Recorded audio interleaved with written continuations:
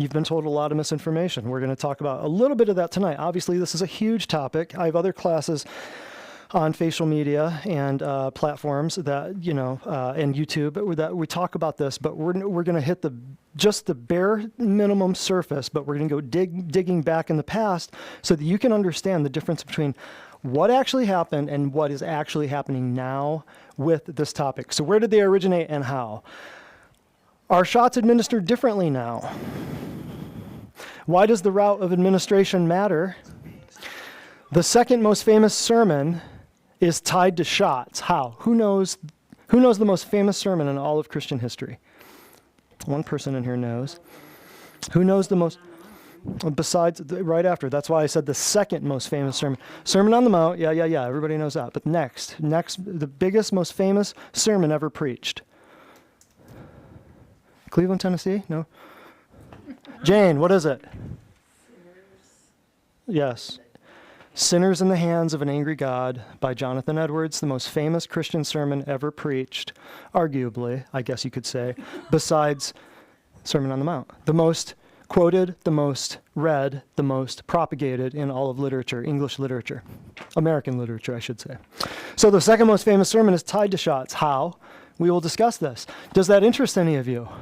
Why would that be? Why would that be? How would it be tied to shots? We'll get there. How was Christianity affected negatively by shots? Or we could say, if you don't like that word, just say, how could the followers of Jesus, how could the good news, the gospel, how could that be affected? How could it be affected negatively by shots? Interesting. You've never heard this, I promise. What do shots have to do with cattle? What cattle, why would shots be tied to cattle? Anybody? They get antibiotics, don't they? Yeah, that's part of it, yeah. We eat cattle, and therefore we eat the antibiotics, yes. But what do they have to do with cattle? We will cover this. I can tell you're all... This is why we're here. I know. You guys are learn. here to learn. I can tell. You're all just captivated, Is there a connection between ancient and modern infanticide? That's another word I was going to kind of reappropriate. There's the A word, which is getting banned, but that word right there, we're going to replace that word with this word right here. So is there a connection between ancient and modern infanticide regarding shots? Answer, yes, but we'll get there. What does Raggedy Ann have to do with all of this? You've heard me preach about this before. This was probably 6 or 7 months ago, about the history of the Raggedy Ann doll. I'm going to show you what history says from two different perspectives, and then you can tell me what your grandparents told you. Okay? There's so much misinformation out there nowadays. You can look at something that says, this is XYZ, and you can look at something that says, oh no, this is ABC, and same thing. Who do you believe? You can change stuff digitally, you can't change stuff on paper yet. What is the difference between a shot and an immunization? We'll cover that. They're not the same. You hear that V word used interchangeably, I should say, with that immunization word, not the same. Not the same at all. I'll explain. Last but not least, why does this, or why should this matter to you? Let's get into it. First and foremost, we'll do a little commercial break. You ready, Andrea? Everybody, welcome to the stage, Andrea Seals with a commercial break. Okay. For people watching or here for the first time, I'm Andrea, and I'm a patient advocate here at Divine Design. I've been here about 10 months now, quite a while. So this first testimonial, this is from someone who has been here for 2 to 3 months, so just a little while, but already experiencing a lot of victories. She said, every year when the weather changes, I suffer from major sinus issues, fever, weakness, fatigue, etc., and days spent at home and in bed. This year, I've hardly had any issues, just a little drippy nose and fullness in my ears, but so much better than usual. And we have had a lot of people that have had, similar reported victories over, what they were told were just seasonal allergies that are just because we live in this area. We've had a lot of people say, I'm not taking my nasal spray anymore. I'm not taking my, this, that, or the other over-the-counter allergy medicine, those kinds of things, shots. Yep. We have lots of people that have reported similar victories. So it's not what they tell you it is. It's not what there's a theme going. Yay, Andrea. And we have memes. And I just realized, we have fewer cardboard cutouts and more cheering fans here than the NFL. That's good. I just realized that. Isn't that great? Oh, this is me. This is me probably about 7 months ago. This is a repeat. I know there's some people, I've already seen this one. I know, but it's so good. It's so good. Me walking through a sea of masked humans knowing I got an immune system. I was walking to my car the other day, and just as I went to open the door, I looked down, and there's somebody's immune system laying right there in the parking lot. It's horrible. Love this one. This happened a long time ago. So let me get this straight. There's no cure for a virus that can be killed by hand sanitizer and or hand soap. Isn't that the truth? It's virulent. It's killing people in droves, but you got to jab a Q-tip into the back of their brain to get a sample. You can't just swab their cheek, swab their nose. Sound weird to you? It is weird. Next. There's definitely something else going on there. Today, the devil whispered in my ear, "You aren't strong enough to withstand the storm." I whispered, "Get 6 feet back." Idiot. I'm half and half about this one, but the girls liked it, so I said, okay. Get 6 feet back. Okay, next. Oh, hold off on that one. Yeah, go back to the darkness. I don't want to get too far ahead of ourselves here. Let's go to the Edward Jenner thing. Y'all want to know where vaccines came from? Let's get right to it. Let's get right to it. The Edward Jenner link. So this is Edward Jenner was a physician who had a young, let's say he had, let's just get this up in, 1749. So he was probably 50 or so by the time this happened. This was in 1796. Yeah, so he was about 50 years old. So Edward Jenner, let me just read this word for word, just so that you understand I'm not making this stuff up. And this is like a museum site, okay? This isn't Wikipedia. We'll get into some things later on that I don't recommend Wikipedia as like a trusted source, but there's some things that is that you just go to and you look and you go, okay, it says it right there, and it's not gospel truth. But something like this, a museum site, I'd rather go here for the Edward Jenner stuff. Later on, we'll hit some Wikipedia stuff. I'll explain the difference when we get there. Edward Jenner was an English country doctor who introduced the vaccine, we'll cover the history of this word later, for smallpox. Previously, a keen practitioner of smallpox inoculation, notice that word, vaccine did not exist yet. It's inoculation. What's an inoculation and an immunization? Let's just get this out right now. When you become immunized, absolutely not. They're used interchangeably, but they are not synonymous. Your body becomes immunized to something when it's exposed to it.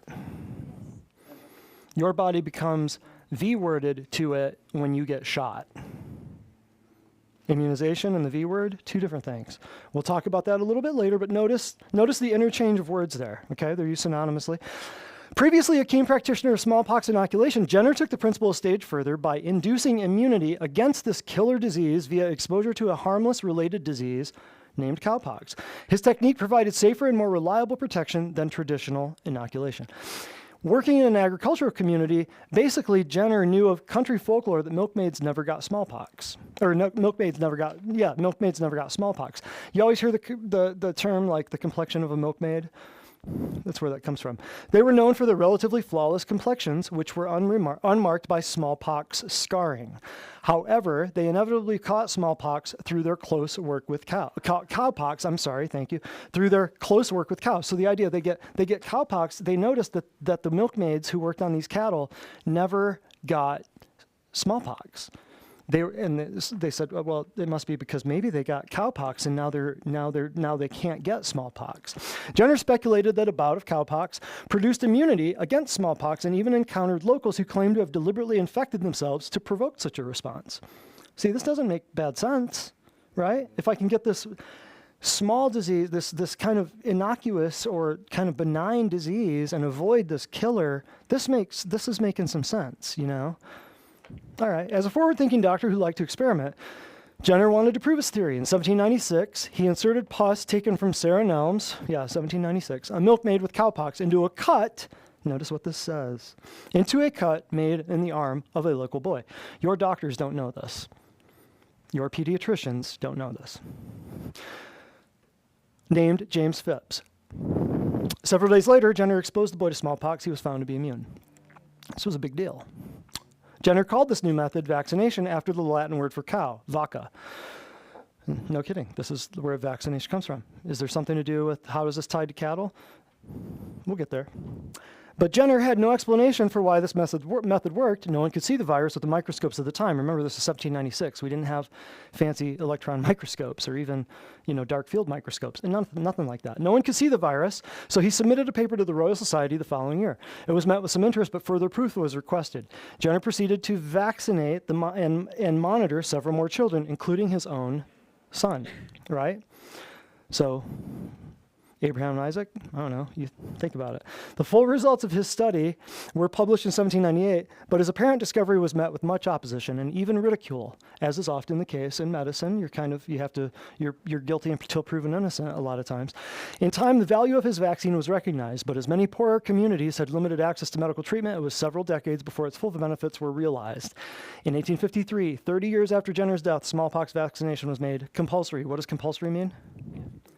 Got to do it. Mandated means got to do it. Compulsory means we hold you down, okay? In England and in Wales. So here's some key dates. We don't need to get lost in the details there. Let's go to the next article here. I just want to build a case. I just want to show you who Edward Jenner was.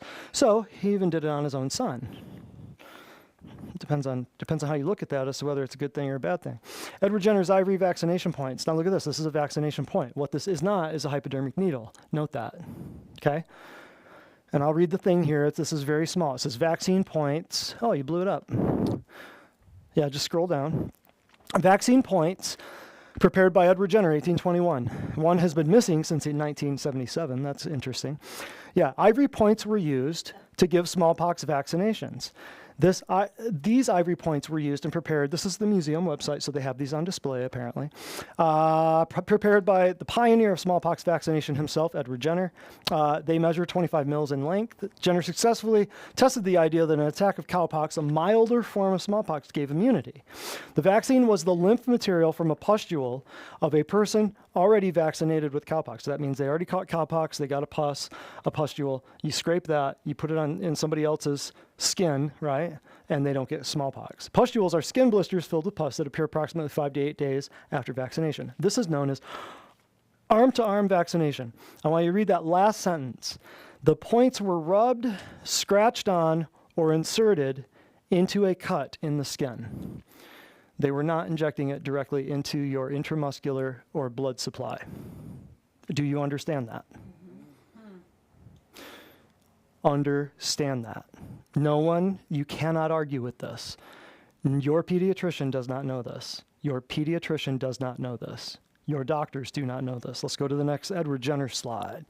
So he did not use a needle to inject into the bloodstream, partly because they weren't invented yet. Needles came later. We're getting to that. Jenner's vaccination points right there show you it was a thing that they rubbed. They scratched it into the skin surface.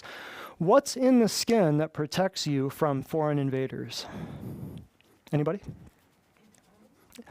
Macrophages, white blood cells, neutrophils, basophils, all kinds of stuff. And just a Panzer, Luftwaffe, absolute army. The greatest army in the world to protect you from every foreign invader, from whether you take a breath or get a paper cut. The first exposure will always be through your skin or through your respiratory tract. Now, hypodermic needle. Let's just check this out. Okay, I'm just going to build a case. We're going to show you this. It's 1850s, hypodermic needles. I want you to get this too. Hypodermic needle, let's just read a little bit of this. One of a category of medical tools which under the skin. Hypo means under. Derma means skin, so hypodermic means under the skin, basically. What I want you to get is, let's scroll down, because this is kind of a wider, can we make this, can we widen this screen a little bit, Jonathan? Perfect, yeah. Thank you. Hollow tube, sharp tip, rapid delivery of liquids, routes for injection. Hypodermic needle serves an important role in research environments where sterile conditions are required. It reduces contamination during inoculation of a sterile substrate. Scroll down a little bit. I want you to get this right here. Early uses and experimentation, right here. Now, the ancient Greeks and Romans knew injection as a method of medicinal delivery. Medicinal delivery, okay. Listen to what kind of medicinal delivery we're talking about. The Greeks and Romans knew injection as a method of medicinal delivery from observations of two things: snake bites and poison weapons. So as far back as Greece and Rome, you got that. Neat, huh? You see where we're going. Jonathan back there laughing and cackling. So as far back as Greece and Rome, these, there were people who were saying, I wonder if we can get through the skin. I wonder what we could do if we could inject medicinal stuff into the skin. We got blow darts, we got poison arrow tips, we got stuff like that, and we've got these snake bites. Man, they got some sharp fangs, and you can inject that stuff deep. See? There are also references to anointing and unction. Now, hold on before we go here. See, broad little overview of Wikipedia, little broad overviews of history, small details like this, yes. Gospel truth, no. Anybody can edit this stuff. But if you happen to already have read some of these things in your medical textbooks for the last, 15 years of my life, then, this is a good review. That's all I'm going to say about Wikipedia. There are also references to anointing and inunction. Does anyone know what inunction is? Anointing is pouring oil over you. Inunction is rubbing in a salve or a balm. Okay, that's all that is. Also references to anointing and inunction in the Old Testament, as well as the works of Homer, but injection as a legitimate medical tool was not truly explored until the 17th century. Christopher Wren performed the earliest confirmed experiments with crude hypodermic needles, performing intravenous injection into dogs in 1656. I think he used feathers or porcupine quills or something like that. But these, something with a long straight tip. These experiments consisted of using animal bladders as the and here it is, goose quills, yeah. Using animal bladders as the syringe and goose quills as the needle to administer drugs such as opium intravenously to dogs. Wren and others' main interest was to learn if medicines traditionally administered orally would be effective intravenously. When you take a medicine orally, what's different about when you take it intravenously? Goes through your GI system. Big difference. Like these people who say it doesn't matter if the shots have aluminum because all the research says that the aluminum is excreted out of your body. It's excreted out of your body when you swallow it and when you ingest it. But when you inject it, totally different deal. Goes straight to your brain. All the research you read on aluminum is all about ingestion. Tuna fish, stuff like that. Full of aluminum, full of mercury. No, but it's a much more efficient, pooing it out or peeing it out, much more efficient than sticking it right in your blood, where it gets drawn directly to the most metabolically active part of the human body, which in most cases would be what? Correct. So, Wren and others' main interest was to learn if these medicines, traditionally administered orally, would be effective intravenously. In the 1660s, yada yada and yada yada of Berlin were the first to experiment with injections in humans. Of course, in Berlin, they have a long history of medical experimentation in that town for some reason. These early experiments were generally ineffective and in some cases fatal. Injection fell out of favor for 2 centuries, from 1650s to the 1850s. All right, so that's just a little, and then here in the 19th century development, they're talking about Francis Rind. Alexander Wood's main contribution was they came up with an all-glass syringe in 1851, which allowed the user to estimate dosage based on the levels of liquid observed through the glass. Wood used, Alexander Wood used, Wood used hypodermic needles. There's Francis Rind and Alexander Wood. And Wood used hypodermic needles and syringes primarily for the application of localized, subcutaneous, not hypodermic, right? Subcutaneous injection. Your doctors and other people would call that localized anesthesia, right? And therefore was not as interested in precise dosages. Simultaneous to Wood's work in Edinburgh, Scotland, Charles Pravas of Lyon also experimented with subdermal injections in sheep using a syringe of his own design. So yada, yada, yada, it goes on and on. So what I'm getting at here is hypodermic needles were originally, it's been in the idea from what, 2 civilizations?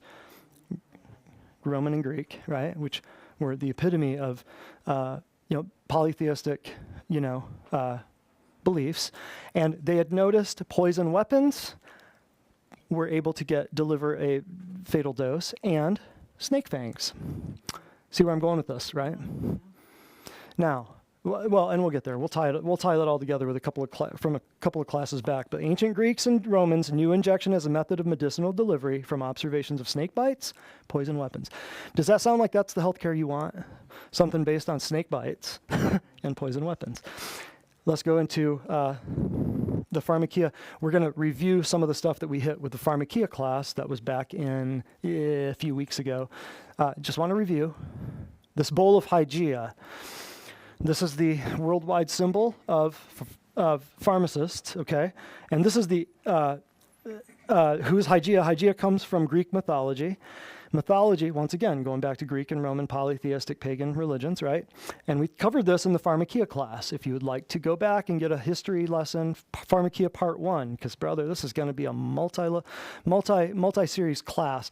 The pharmakia class that we did in August, September? Late August, early September. Pharmakia, the roots of your pharmakia healthcare is what it's called. It's on facial media and it's on YouTube. But Hygeia comes from Greek mythology. Mythology is the study of myths. You would call them lies, right? And pagan false gods. Who is the father of lies? Satan, correct. According to Greek pagan worship, Hygeia is the goddess of health and hygiene. That's where we get the word hygiene. Does that look familiar? A lot of our language comes from Greek and Roman. You know, Roman, Latin. I mean, your entire language comes from Latin. Comes from the language spoken in Rome, okay? So Hygeia is the goddess of health and hygiene, the daughter of Asclepius. We will talk about him here in just a minute. He is the what? Of medicine, god of medicine, right? Healing and physicians. When you see, now many kids in pharmacy school don't even know what this means anymore. They won't really use this a whole lot. In some countries they use a different symbol, but it's international symbol for pharmacy. In some countries they'll just use like a cross. Not like a Christian cross, but like almost like a red cross looking thing, but it's green in some countries. All right, so that's the bowl of Hygeia. Quick review. Next, staff of Asclepius. His rod represents the healing aspects of the art of medicine. Many Christians think this symbol is the same as a serpent of brass Moses put on a pole. It's not. Serpent on the rod of Asclepius is a counterfeit to the bronze serpent on the pole. This counterfeit symbol gives a false message that the serpent is wise and harmless. And that developed then into, this is a quick review of that class, the caduceus has two serpents mating around a rod topped by a pair of wings. The caduceus, also known as a magic wand, belongs to the Greek god Hermes. And remember, all the Greeks got conquered. Well, let's just back up. All of the Egyptians got conquered by the Medes and the Persians, and they came in and took all the Egyptian gods and renamed them. And then the Medes and the Persians got conquered by the Greeks, and the Greeks renamed all of their gods. What were the gods again? What were the gods? All the previous Egyptian gods, what were they? Pagan deities. Pagan what? What were they? Hello, Christians. What were they? What were the gods? Idols, yes, but what were they really in all actuality? Demons, thank you. So the Egyptians got conquered by the Medes and the Persians, and the Medes and Persians took their statues and took their pictures and everything and said, well, we're going to call this god of medicine this, or we're going to call this god the sky god, the moon god, the war god, we're going to call it this. Same thing happened when the Medes and Persians got taken over by Greece. Same thing happens when the Grecians got taken over by the Romans. So what happened was Hermes became Mercury. Does that make sense? Well, you change the name. You tear down the statue and you give it a new name, right? You take down the flag and you give it a new name, right? So all of these gods, you know, like Zeus to the Greeks was Jupiter to the Romans. So all of the Roman names were like Mars and Jupiter and Pluto and Saturn and Neptune. Well, Neptune was Poseidon to the Greeks, but Neptune to the Romans, right? So here, the caduceus is a magic wand, belongs to the Greek god Hermes. Hermes, Mercury, you know, the dude with the little wings on his shoes? The FedEx dude? The FTD guy with the bouquet? Yeah. That's the dude, that's Hermes. That's Mercury. That's a demon god. Didn't know that, did you? So Greek god Hermes became the Roman god Mercury. So these gods are supposed to be the messengers of gods, inventors of magic, communicators to the what? Dead, and one who protects business and thieves, aka commerce. Remember when in Revelation when it says, you know, basically all these people have become rich up off the commerce of, you know, the blood of the saints and, you know, Jezebel and the whore of Babylon and all this. So this commerce, business people, right? So no one protects, and the one who protects business and thieves, aka commerce. Many in witchcraft and sorcery still use the caduceus for magic and to cast spells. Also, the caduceus in sorcery is known to restrain and control its victims. Restrain and control, to manipulate. What is that? What does that tell you? To restrain and control humans, right? In Greek mythology and the occultic world, the caduceus had nothing to do with medicine, healing, or health. Remember its original function and meaning. Who holds the caduceus? A false god, Mercury, right? What is his claim? He's the inventor of magic, conductor of the dead, protector of merchants and thieves, and to restrain and control. So could it be that modern medicine has adopted the caduceus as their symbol of medicine and physicians to protect the merchants of the earth that make billions of dollars poisoning people, and to protect the corporate thieves who control and restrain masses of people? Quick review. This is from the old pharmakia class. Quick review, last one. And the caduceus, you'll see it again here. Here we go. And boom, you've seen this. We're building statues to this guy now. We're putting them up in, states and all over the place, and we're resurrecting the Arch of Baal, all this nonsense that's going on. So the caduceus, in the world of the occult, Satan depicts himself as a goat, Baphomet, with 2 wings and a caduceus between his crossed legs. Interesting. Isn't that interesting placement of the caduceus? I don't think it fell there. Yes, Baphomet has a caduceus there. Here's the direct link between the poisonous practices of modern medicine through pharmakia and Satan. Satan is behind this drugging system. Caduceus is an abbreviated version of Baphomet, who's Satan himself. And on that note, I think it's time for Andrea. Yay. Uplifting. Yes. Some good news. All right. So again, this is a testimonial from someone who's been here for just a short little while, but is starting to see some really big things happening. She said, I have been attempting to lose weight for a couple of years by watching my calorie intake and hiring a personal trainer weekly. After months, only a slight change in my weight. She said, after only 2.5 months as a patient of Divine Design Natural Health, I am down 17 pounds. I haven't even started working out again yet. And she's already down 17 pounds. And she's not even on purification yet. Not yet, yeah. That's a game changer. She's just marching. Big game changer. She's marching towards the end zone. See, another NFL joke. End zone. Okay, now on a lighter note, I'll let you read that one. That is not me behind the wheel there. I'm here for my shots. Okay, next. We showed this one time. I didn't pick these. The girls picked these. 3 girls picked these. I did not pick these. I don't want to hear anything. It's too hot for a one piece. Come with me. You'll be in a world of Facebook violations. Woo-wee! Breaking rules. Nice. What else?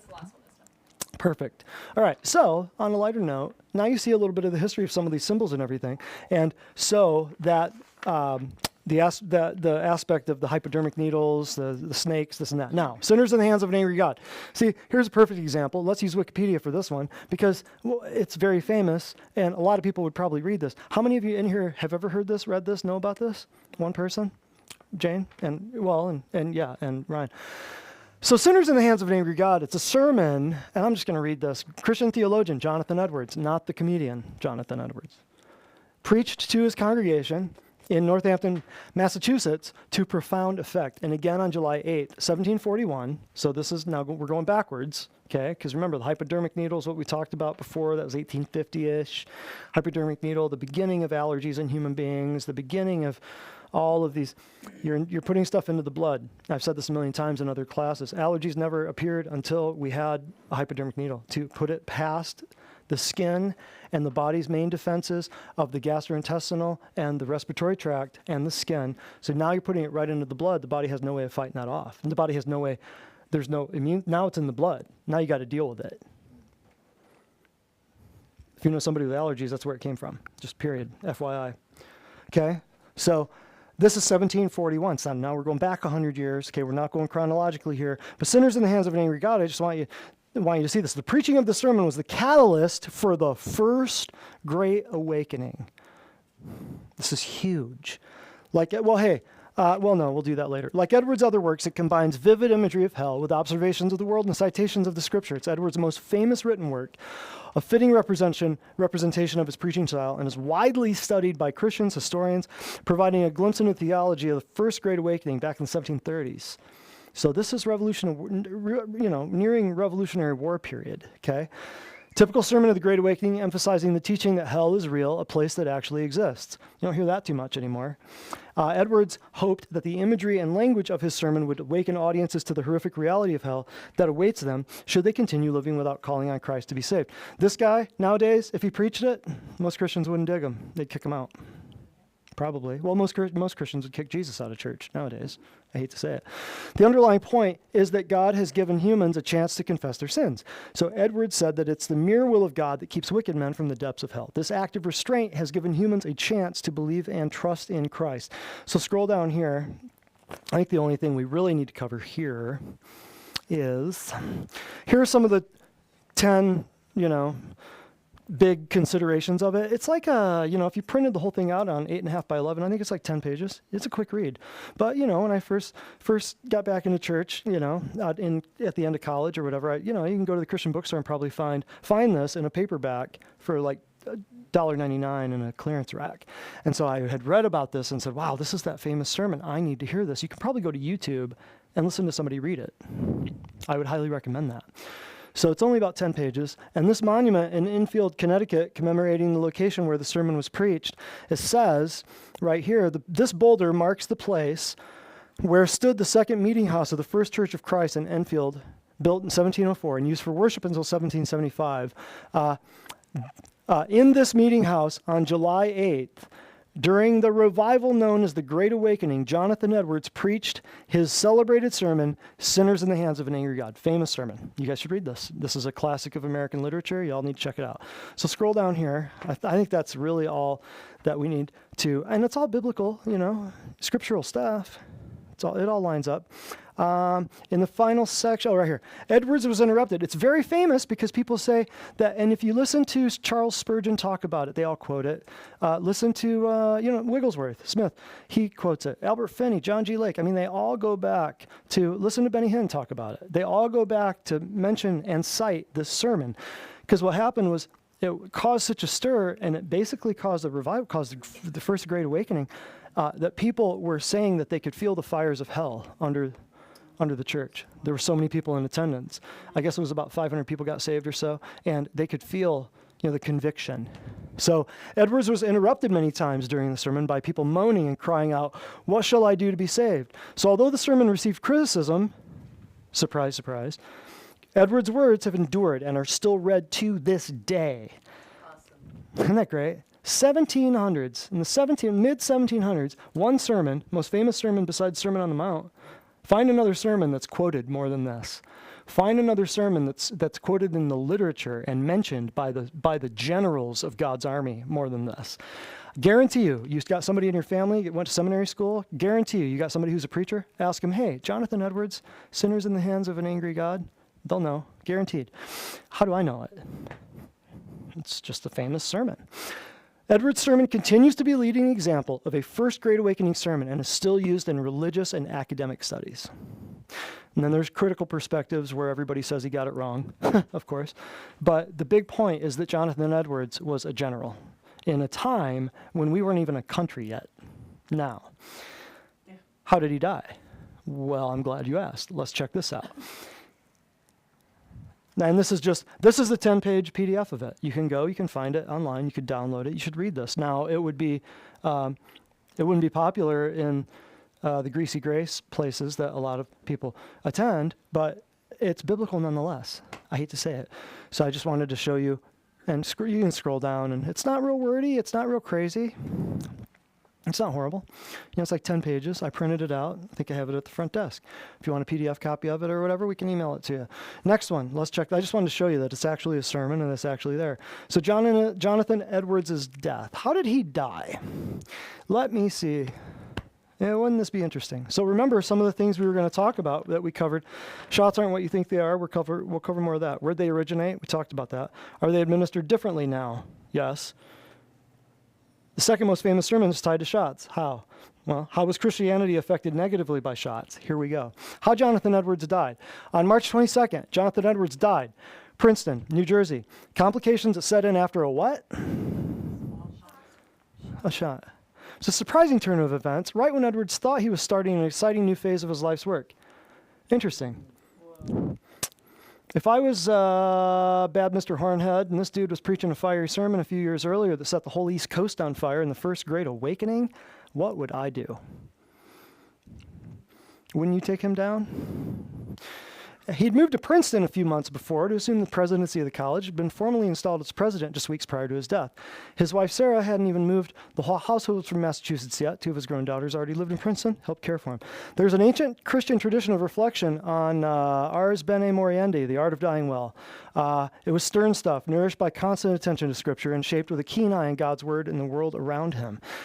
It's good to be able to report that he died well by all accounts. So as it became clear he was going to die, the fever and throat constriction made him unable to eat or drink enough for subsistence. He called his daughter Lucy. Scroll down. As death approached, some friends and relatives near his bedside were fretting over the terrible effect the death of the president would have on the college and the loss to the American colonies the passing of the famous preacher would be. Nobody thought he was listening, but he said aloud, "Trust in God, and you need not fear." William Shippen, the same doctor who'd given him the lethal smallpox inoculation and who would be a representative at the Continental Congress, attended him at his death, sent the following letter to his widow, Sarah Edwards. So it's interesting that the most fiery, the Smith Wigglesworth of his time, the Oral Roberts of his time, the Kenneth Hagin of his time, fill in the blank with your favorite, general of God of his time, was taken down and by a smallpox shot. And I think the next article shows why he did it. Let's check this one out.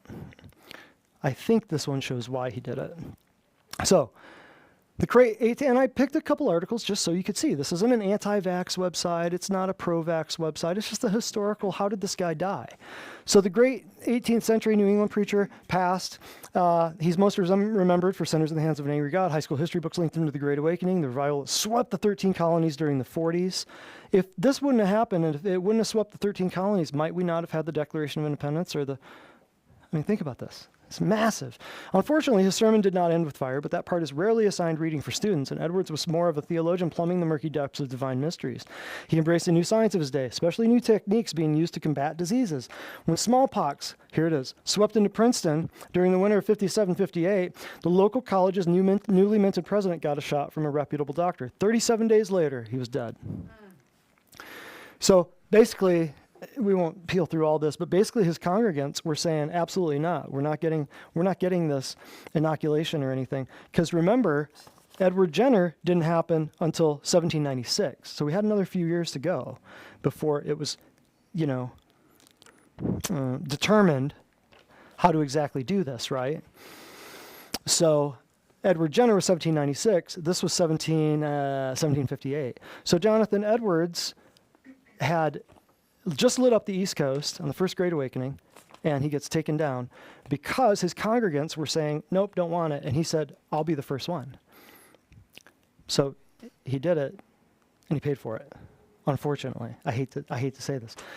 Actually, it was not a shot. The accepted procedure involved rubbing matter. Remember? It was not a shot. It was rubbing matter into your skin where your skin can take care of it. Once it gets past the 7 layers of your skin, into your blood supply, you don't get it back. There's very little that your immune system can do once it's past all of your defenses, okay? Rubbing matter removed from a pustule into a small incision made between the thumb and the index finger. So right here. Right hand? Isn't that interesting? What else goes here? If all went well, the patient endured a mild case of the pox, lived a normal life without fear of catching the full-blown disease. In Edwards' case, something went terribly wrong. At first, it was normal. Came down with a mild case and appeared to be on the mend. Then the pox spread into his mouth and throat. Why would it spread into his mouth and throat? Maybe keeping him quiet? I don't know. Making swallowing very difficult. Smallpox, one of the era's great scourges, and they recurred at fairly regular intervals. What does that tell you? Epidemics recurred at fairly regular intervals. 1 of 6 would die. Mortality rate dropped drastically among those who received inoculations. This procedure had appeared in the English-speaking world when the wife of England's ambassador to Turkey reported how the procedure saved their son's life during an outbreak 50 years earlier. So some experts, both theologians and medical doctors, denounced the practice as either of the devil or quackery or both. Cotton Mather, another great Puritan divine, was among the first to champion the cause for inoculation in the colonies. Notice inoculation. What does inoculation mean? That means if you're out in the pasture and you scrape your arm, did you just get inoculated from something? Yeah.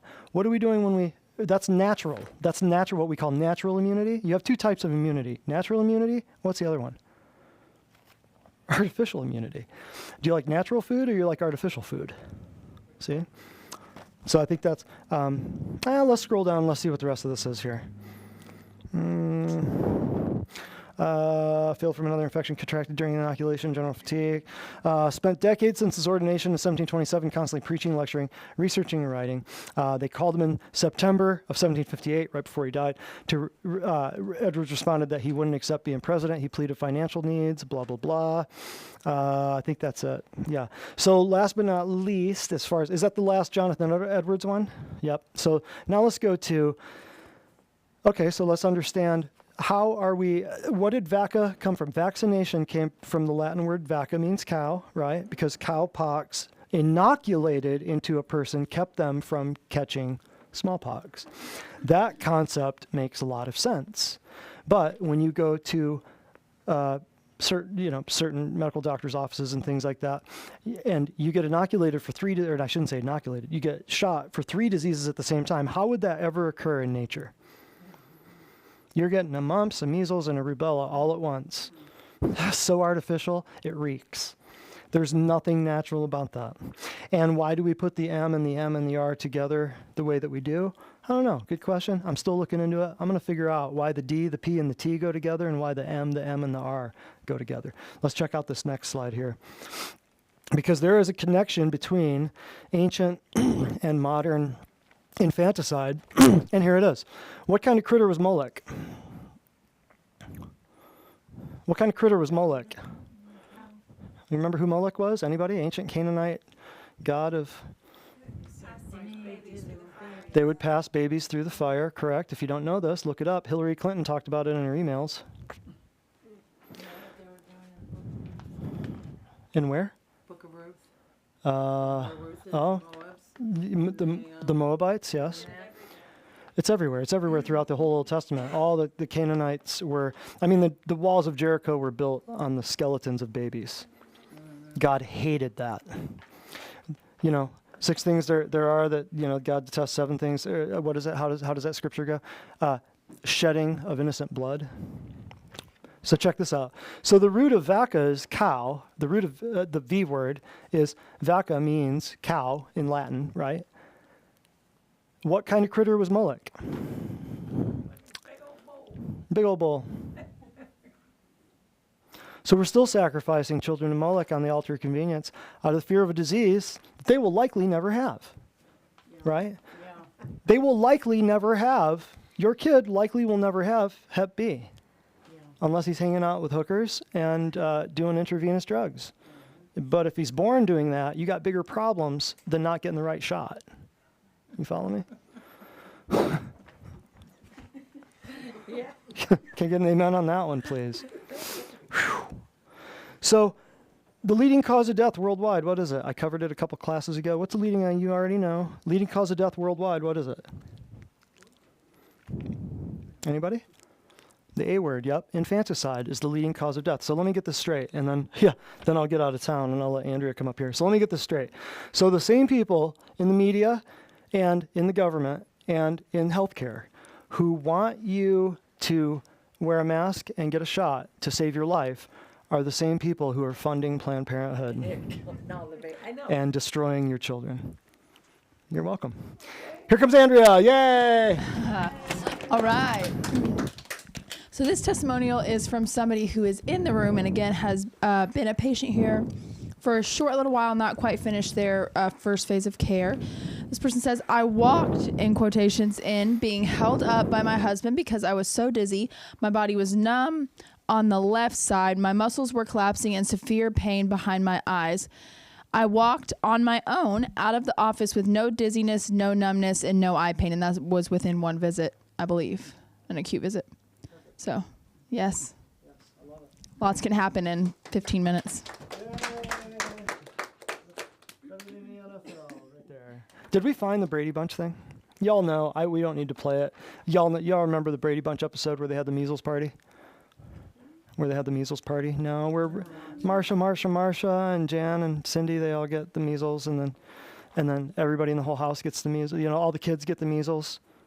Remember a little bit about it. Yeah. I think they did away with that episode because they don't want people to know that, we showed it in a shot class back a couple of years ago before all the AI got really smart and the censorship started, and we showed that. So how many of you remember this?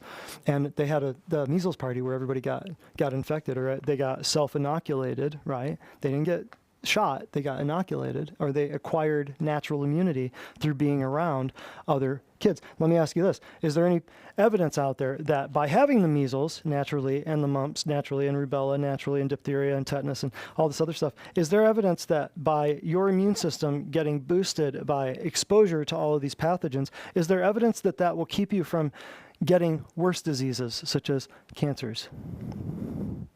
Yes. So by stopping your children from getting infected, or at least having an immune system, you're setting them up for worse things in the future, FYI. They used to say you get rheumatic. We got the mics up in the ceiling. Say what now? Didn't they used to say you get rheumatic fever if you got one of those? Was it measles or mumps? One of Rheumatic fever, yeah. Seems like I learned that for a board exam test at some point back in the day. Seems like probably wasn't true, probably not true. Like most of the stuff I learned for board exams was not true. So the Brady Bunch measles episode, I won't, just find it on your own. It's very telling because here's, 30, 40 years ago, everybody getting measles, and now they're telling you there's a massive worldwide epidemic outbreak, and then you listen to, and we showed the clip a couple of weeks ago when we did it was Vaxxed Part 1 last week when we showed the entire documentary movie. We packed the place and we showed Vaxxed Part 1 from Cover Up to Catastrophe, a movie you can't find anymore. And they actually showed the epidemics of measles being announced on the fake news and the Cabal News Network, CNN, that the epidemics were like 200 people, 600 people, epidemics. Well, kids were having those parties at the beginning of the CD19 thing, and they were ridiculed. Yeah, I'm sure. So, yeah, high school kids, if you're hiding out there and you're doing your measles parties, just don't tell anybody. Go underground. It's black market measles parties. Last but not least, here, the little known history of the Raggedy Ann doll, which we talked about before. Raggedy Ann. Now, what I did, I went out there, I just searched it, and I thought, I read all this nonsense. I've had this in my history books, okay, and in my medical books.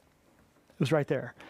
You can go online and you'll find a pro-vax site that's all about the shots, and then you find an anti-vax site that's all not about the shots, and you can compare how everything gets twisted in the digital age. Here's a pro shot. How's Raggedy Ann associated with vaccines? Johnny Gruelle wrote children's books in the early 20th century. He created, now this was a few years ago, okay? Now this is from Vaxopedia.org. So this is a very, very, very pro site, okay? Sometime before 1914, wrote a number of stories about his daughter Marcella. These are real, these are the right names. Marcella Gruelle I remember this name, right, with the dolls. Tragically, his daughter later died when she was 13 years old, reportedly after getting a second dose of the smallpox shot. A second dose that she got without her parents' permission and which ended up causing a life-threatening infection. We have no reason to believe that Gruelle's daughter didn't die because of her smallpox shot. However, the smallpox shot that she would have gotten in the early 20th century was not as safe as the modern smallpox shot that was developed in the 50s.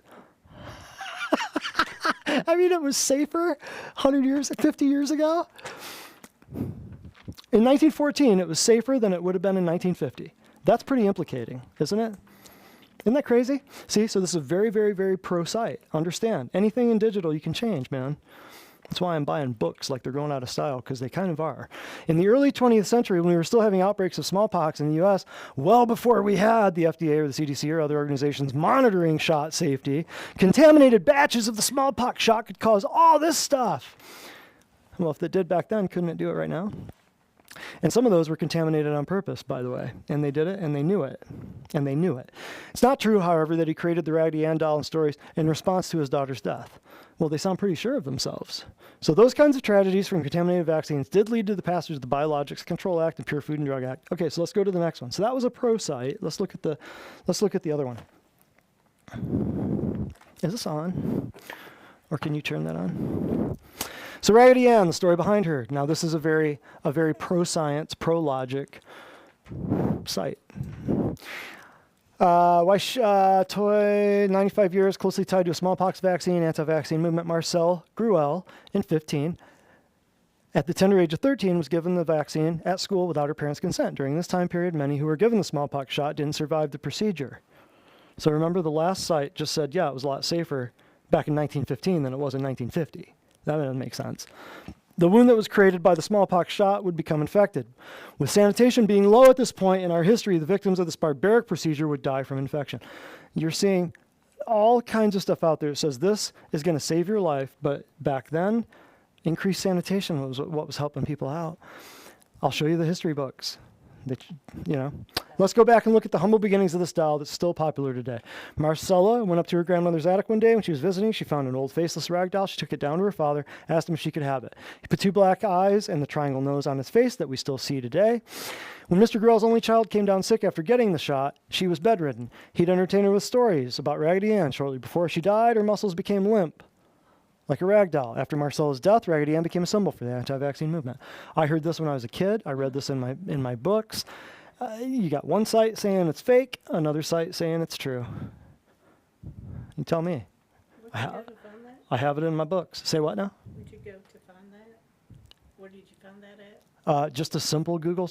No, not Google. I haven't used Google in years. A simple DuckDuckGo search, just on the internet.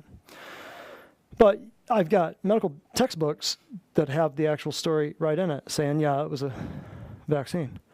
It's widely known, but anything on digital can be changed. So you've got you got a pro site and an anti site, and they're telling you different stories. Now, which one's getting paid by who? That's the question you need to find. That's the question you need to answer. That's interesting that she went limp because right before I went to college, I got the meningitis shot. And then 6 months later, my mom had to come pick me up, and I was in a hospital under quarantine for 3 weeks, dying because I didn't know what was wrong with me. My whole body went limp. The only thing I could do was breathe on my own. It was to the point where I was either going to die or get better. Thank you, Jesus, for prayer. Because correct. I got better. Absolutely. But it was a long journey. Yeah, you heard that. I went limp. And you're not the only one. I mean, hundreds of thousands of people are noticing this and saying this, but you're not seeing it in the news. You're not hearing it from anybody, and anybody who says that that's happening, oh, you're a conspiracy nut, you're a quack, you don't know what you're talking about. Okay, well, I treat people. Don't tell me. I mean, tell the nurses that come here because they don't want to take the shots. Raggedy Ann. I still have. Look at that. Which part? Vaccinate children over and over. Oh, yeah. The same diseases. The seventh doctor was the head of the school board. I thank you for pointing that out. Supportive vaccines. He was known to vaccinate children for the same diseases. The doctor wouldn't say if her death was caused by the vaccine or not, but 6 of the doctors said the cause of her death was the smallpox shot. Interesting, isn't it? Crazy. And then one last one about the Raggedy Ann thing. This is a very telling, very interesting. So you have a pro, you have an anti, and then let's do the last one. Strange link between Raggedy Ann and the derogatory name. What's the world's most famous rag doll got to do with vaccinations and death, or with shots and death? Get a compelling long read, blah, blah. Oh, scroll down. Keep going. Reading a story in the Wall Street Journal, History of Anti-Vax Movement, when I came across a familiar name. Here's what the author, an NYU historian, had to say. Historians generally trace the anti-shot movement to a number of 19th century groups, including, check this out, religious activists, right? Those people who don't think you should mix blood supplies between bacteria, virus, fungus, pig, chicken, horse, duck, platypus, put it in your veins. Radical libertarians. Have you ever heard What a derogatory term. radical libertarian? They wear flags and want freedom. And how can you be a radical libertarian? Health faddists. Hear how they, So if you eat healthy, now you've got a mental disorder. Who insisted that Jenner's vaccine actually caused smallpox. Like some current movement activists, these early leaders had a personal story to tell, claiming that a shot had harmed or even killed someone close to them, most often a child. See, claiming that a shot. They don't even believe it. Indeed, their most visible symbol was the smiling but entirely limp Raggedy Ann doll created by a popular cartoonist for his daughter who'd fallen ill and would later die. He believed, see, those 2 little words inserted there, from a smallpox shot she received without his permission. So they're basically backing up everything that we heard right there. The rest is about Raggedy Ann. Just got her in school. She went to school or something. They gave her the shot. Without their consent, apparently, is what. Yeah, I wasn't there, but that's what all three, pretty much 2 out of the 3 said, shot without consent. Interesting, huh? So that's the history of the Raggedy Ann thing. So we just answered some questions there. What do the shots have to do with cattle? Isn't it interesting that, Molech was a cow. Yeah, we talked about that. We talked about, is there a connection between ancient and modern infanticide, where still life is in the blood, so drugs and shots are meant for one purpose and one purpose only, and that's to pollute what? Pollute the bloodstream and or manipulate the lab values or antibody titers, or take a drug that eats up your blood sugar so it looks good on a report, but you're still sick. It's manipulation at its finest. We're going to manipulate your blood values so you look good on paper, but you're still sick. So is there a connection between ancient and modern stuff? Yes. What does Raggedy Ann have to do with all this? We just talked about that. What's the difference between a shot and an immunization? I just told you. We told you that at the very beginning, but I'll review it. So when you get the vaca, you get the shot, you're being artificially inseminated with stuff that doesn't belong in your body. Most oftentimes, when kids go to the doctor's office, sometimes they can get shot up with anywhere between 3 to 11 vaccines. I've heard frequently 11 shots at once. And we're wondering why we have the sickest kids on earth in the most medically advanced, technologically advanced nation in the history of recorded human civilization, but we have the sickest kids with eczema and diabetes and obesity. So what happens when you bow down and you're wearing your face diaper and you bow down and they come out with the CV19 vaccine and they mandate, compulsorize all of it, and you have to get caught up? How many shots did you have as a kid? Anybody? About 5, 6? Well, now you got to do 72. Your kids are doing 72. So that means you're getting caught up on 67 more shots. Plus, when they come out with an obesity vaccine, guess who gets it? When they come out with a headache vaccine, guess who gets it? When they come out, see where this is going? I'm telling you, you have to wake up. You have to tell people. You have to drop your face diaper in the parking lot and give it up, because these people who are telling you face diapers and shots are going to save your life are the same ones who wouldn't let you live if you came out of the womb screaming. Right. Yeah. It's ridiculous. That shot they gave you that said Polio. The scar that all my siblings had. and then the thing on the sugar. Yep. Oh, polio. That was the oral polio vaccine. The oral polio was a drop on the sugar cube, and that's where the Disney song, Just a Spoonful. Oh, really? That's where that song came from. Yes. The scar polio shot was the other shot. And if you want to know what really was in that polio shot, check out Evil Parents of Autoimmunity. Boom. Go to my facial media or my screw tube and look at the Evil Parents of Autoimmunity, and you'll see what was actually in that shot, and you'll understand why. And the generation after that shot was the most cancer-laden generation of all time. And there's whole books written on it, written what was found to be in that vaccine. You could go to the Wayback Machine on archive.org, and you can see the CDC's website. You can see that SV40 was in the shots. What's SV40? Does anybody remember? SV40. No, simian virus 40. If there's simian virus 40, what does that tell you? Simian. What's a simian? Monkey. Simian virus 40. What does that tell you? 39 others. 39 others. So simian virus 40 was a contaminant, well-known contaminant in the polio vaccine, polio shot, and therefore breast cancer, prostate cancer, lung cancer, brain cancer all started upward climbs. How do I know? Check out. When did the breast cancer thing go crazy? When did everybody start getting breast cancer? 80s. Why? Why not 70s? Why not 90s? Who was turning 40 and 50 years old in those years? Kids who got shot when they were 10, back when the polio vaccine dropped. Boom. It's in the math. It's right there. Same reason why you won't see any autistic 50-year-olds. You don't see any autistic 40-year-olds. Same reason. And they'll all be boys. I mentioned that last week. How many of you know an autistic girl? Why is that? How many of you know an autistic boy? Hands go up across the room. We'll talk about that once we sign off. If you remind me, and we'll go there. So between the shots and the immunizations, very different things used synonymously by the media and the news. Very different things. And the shot that you're getting today is a very different idea than the shot that Edward Jenner came up with back in the day, which was basically scratching it into your skin and saying, all right, body, do the natural immunity thing so that we don't have to do the artificial immunity thing, right? All right, any questions before? That's basically it. I just wanted you guys to get an understanding of the fraudulent and malfeasant early beginnings of some of this and how the snake bite, that's where it all came from. The snake bite, the cow. If you want a cow to get into your body through a snake bite, you ain't on my team.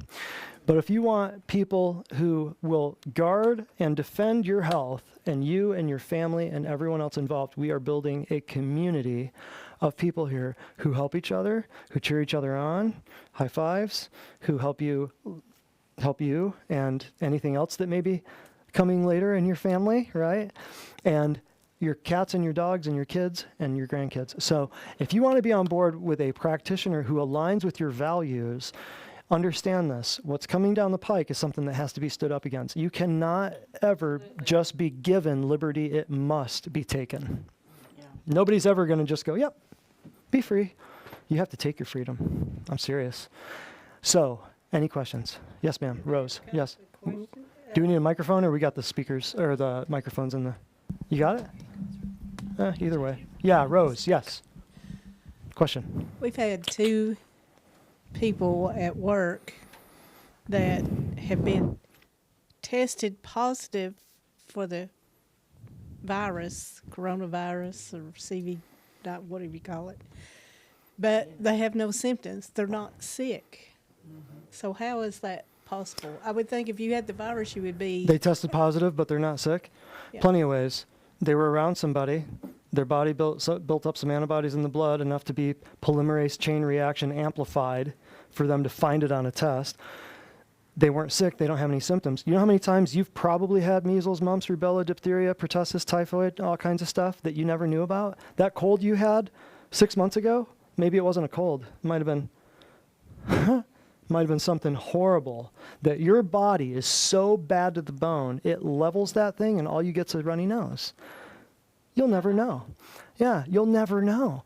So how would they test positive but not have it? Plenty of ways. Did they ever have a previous cold? Did they ever have a previous flu? Did they get a flu shot? That's what we were wondering. Did they get a flu shot? If that's There are how they 7 got it? coronaviruses that we know about, and we haven't been able to develop a shot to any of them. Or the test might be wrong. It's confusing. CV19, shouldn't there be 18 others? Well, it's the year. That's what they're telling you. Yeah, they're telling you it's the year. I've also seen, so interesting. I saw this early on, and I thought, man, whoever thought of this COVID-19 or that certificate of vaccination identification, and 19 is AI, the first letter of the alphabet, and the 9th letter of the alphabet, artificial intelligence. I thought, wow. I saw that early on. That was just a meme floating around, and I thought, why would they call it that? Because I cannot figure out why. COVID, how do you get COVID out of corona? No one's ever been able to explain this to me. No one. COVID, it doesn't even coronavirus disease. No, that doesn't fit either. It'd be Corvid. What is COVID? I'm convinced it's the name of an ancient demon. I'm convinced. Demon. I'm convinced. COVID. Some kind of viper demon or something like that. I don't know. So What you're would saying you corona- can have the virus You can tell. and not have any symptoms? Why wouldn't you be able to? You could have anything and not have any symptoms. Isn't that when Really? they have like those antibodies and stuff, so they were saying like if you build up those antibodies, I don't know. Just suffice it to say, the test's rigged. It's the testing procedure, that's the problem with it. Yeah. Testing is designed for SARS-2, and it's an antibody test. It'll show a similarity to COVID-19, but doesn't mean you have it. Right. And the Yeah. polymerase, the Showing PCR other test. antibodies. It's a general antibody test, it's flawed. Right. The Completely PCR test means polymerase chain reaction. So that means It's like you put in a little sample of something and it will amplify it to a massive number where you can finally measure it. But it depends on how many times that test that gets cycled.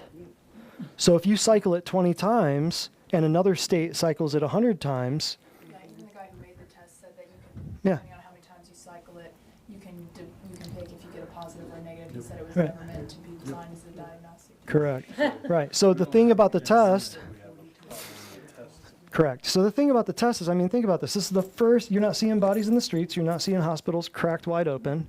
You're seeing hospitals at 50% worker capacity.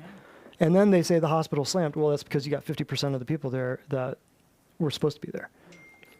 You're faking death reports. You're saying people are dying with COVID and confusing it with people dying of COVID. The doctors are getting, incentive. I got the paperwork from the National Institute of Health saying how to fill out a death certificate to make sure it says COVID. That was in week 2 of this nonsense, where they said 14 days to cease the spread. We're in month 7, sister. So you can do. Here's the deal. It's so lethal. There's bodies in the street everywhere. The hospitals are crushed. The churches are closed. But you have to have a test to see if you even have this lethal disease. That's the stupidity that they want you to subscribe to and bow down and give up your liberties. Because once you give up your liberties, how often do you get them back? Never. So we have stood firm in this thing and not bowed our knee at all. I don't own a mask. I don't think any of you should either. But time and time again, people are coming out saying there's no validity to the masks. There's no science behind the masks. It's just a brainwashing ritual, demonic ritual that you are all engaged in. And if you want to know more about that, I think it was part 5 of Darkness to Light, Exposing Life. Huh? 4 and 5. Yes, the end of 4, the beginning of 5, where we talked about the actual, the ritual behind walking around 6 feet apart. The 6, why not 5? In Mexico, it's 5. 6 the rest of the world. Why is that? Interesting, right? Is the virus stronger here? I mean, it can jump 6 feet here.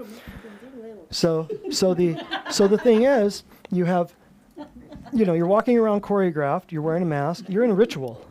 You're being silent, you're spaced out, you're being silent. I mean, it has all the trappings of a ritual. And people are willingly involved in this ritual, involving themselves. And in order to break free of it, you have to disavow and break yourself off from this demonic ritual that you're being made a part of without your knowledge. But some people, if they're burning down, knocking down statues and burning down buildings and stuff, maybe they would like to be vaccinated, shot. Does that make sense? Question. Have you heard that for every hospital or doctor's office that have a test 39,000. positive, they get like $30. $1,900 or something? Well, I've had nurses in this office sit right here during a class, one of the first classes, and say that $39,000 a hospital gets. I don't know about the, huh?